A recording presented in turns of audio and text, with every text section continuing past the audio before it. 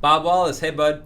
Okay, you asked about intervals today and the different open position dissonances. You wanted to start with the foundation of the unisons.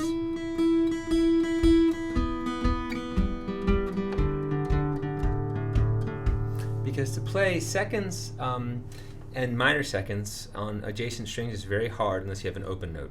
So you know your major third well, E to G sharp, and your minor third, E to G. A major second would be E to F sharp. And that's the equivalent of but played simultaneous. And you could theoretically harmonize the scale in seconds. But it's a horrible thing to hear and not very effective. Now these kind of seconds do get used in playing sometimes, especially if you start with a third and then go to the second. But more often than not, when you hear seconds and minor seconds, it's using open notes. So here's your unison. And as you go down, major second, minor third, major third, perfect fourth.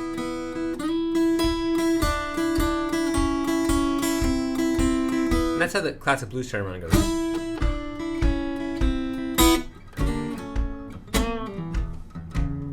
That's worth learning if you haven't. I'm sure you have though.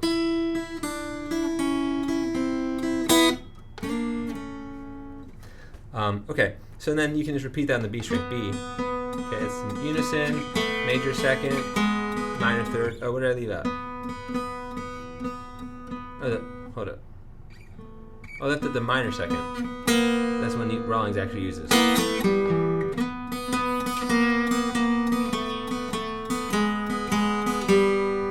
And that thought would just continue.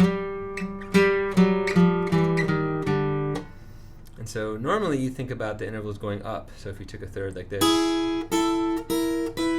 third, fourth, augmented fourth, fifth. That's a little game I call interval inference. But when you start with an open note, a unison I mean, it's more like going, the notes seem to go down, but the interval gets higher because you're contrasting with this open E. So theoretically it's like this. Major second, minor second, major third, perfect fourth. Minor second, major second, minor third, major third. But none of this terminology is that important. The sound and which ones you can use effectively are the most important. So the ones Rawlings uses are this one, and the one on the G, that minor second. Maybe this one at some point. And the other trick I taught you was to go kind of like that rockabilly trick. You get like a phrase that sounds really strange and fast. And I'm going down, down, up, down, down, up.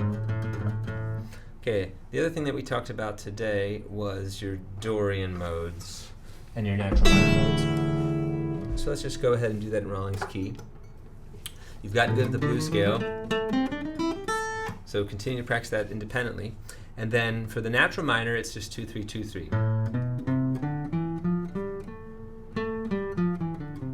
then before you move on to the next octave, work in the Dorian with the raised sixth.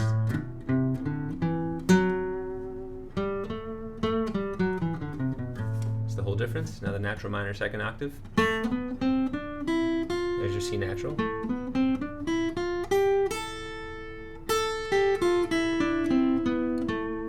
Dorian.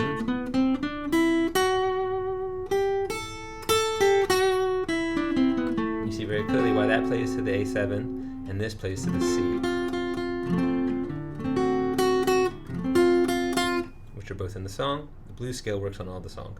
And then on the top, E, F sharp, and G are fair game on either scale, because that's just 1, 2, flat 3.